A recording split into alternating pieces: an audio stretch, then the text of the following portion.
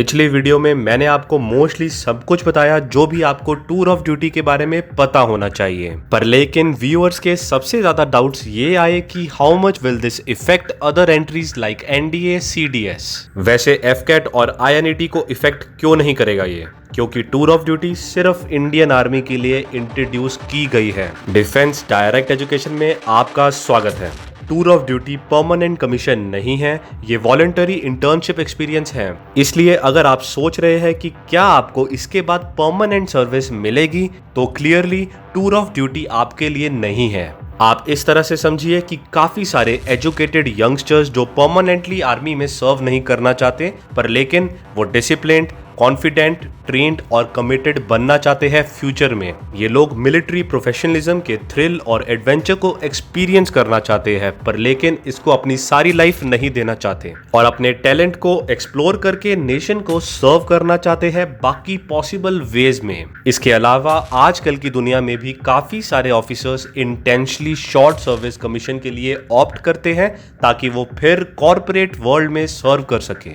आप इसके बारे में शायद अवेयर ना हो कि कॉर्पोरेट वर्ल्ड में डिफेंस में सर्विस देने वाले किसी भी पर्सन के लिए बहुत रिस्पेक्ट और डिमांड है। साथ ही हर एक कॉर्पोरेट कंपनी उस उम्मीदवार को पसंद करेगी जो पहले से ही डिसिप्लिन्ड, कॉन्फिडेंट, ट्रेन्ड, कमिटेड और पंक्चुअल है। इसके अलावा इंडियन आर्मी में होने के कारण वो management, decision making, forecasting eight ground level समझ पाएगा। एसएससी ऑफिसर्स के काफी सारे एग्जांपल्स हैं जिन्होंने प्री मैच्योर रिटायरमेंट ले ली थी और बाहर की दुनिया में काफी सक्सेस अचीव की। अगर आप वो पर्सन हैं जो सेफ रहना चाहते हैं और मेनली जॉब सिक्योरिटी देखते हैं, तो चिंता मत करिए, आपको टूर ऑफ ड्यूटी को ज्वाइन नहीं करना है। आर्मी टूर ऑफ ड्यूटी के बदले कोई भी एग्जिस्टिंग एंट्री बंद नहीं करेगी। एनडीए, सीडीएस जैसी सभी एंट्रीज ठीक वैसे ही काम करेगी जैसे वो करती थी, और यही सेम जवान्स के लिए भी। हालांकि डिफरेंस ये होगा कि एग्जिस्टिंग एंट्रीज के लिए वैकेंसीज को कम किया जाएगा और टीओडी में रिलेटिवली ज्यादा वैकेंसीज होएगी।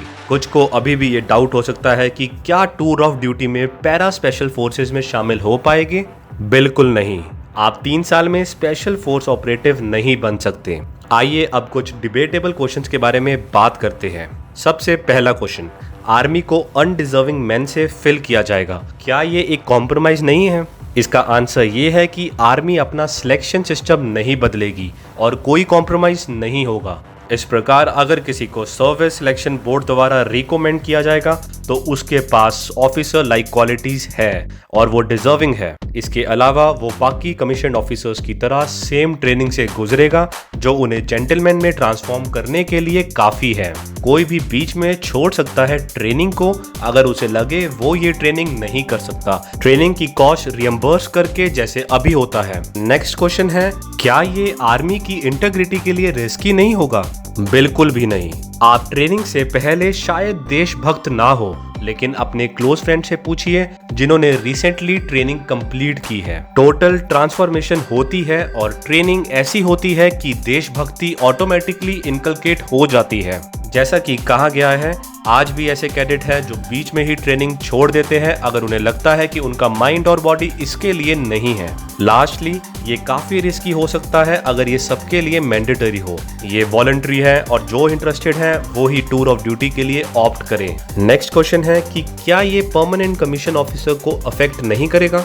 इसका आंसर है कि नहीं करेगा। हमारे पास पहले से ही टेरिटोरियल आर्मी है जिन्होंने रेगुलर आर्मी को अपने बेस्ट वेज से असिस्ट किया है। इंडियन आर्मी के पास अभी भी एग्जिस्टिंग एंट्रीज हैं और एग्जिस्टिंग एंट्रीज के साथ आने वालों के लिए पेंशन, ग्रेट्युटी, ईसीएचएस और बाकी पोस्ट रिटायरमेंट बेनिफिट्स अभी भी हमारे पास होंगे। ये सिर्फ इतना है कि बर्डन बढ़ाने के बजाय बहुत सारे फंड्स बचाए जाएंगे जो कि मॉडर्नाइजेशन पर बेटर तरीके से लगाए जा सकते हैं, जो इस टाइम सबसे ज्यादा जरूरी है। इंडियन आर्मी के पास पर्सनल की one of the highest strength है, पर लेकिन क्या ये इस मॉडर्न वॉरफेयर में ऑब्सोलीट वेपन्स के साथ काफी पावरफुल है? अगर हमारे पास एडवांस वेपन्स ही नहीं है तो क्या यूज है इसका?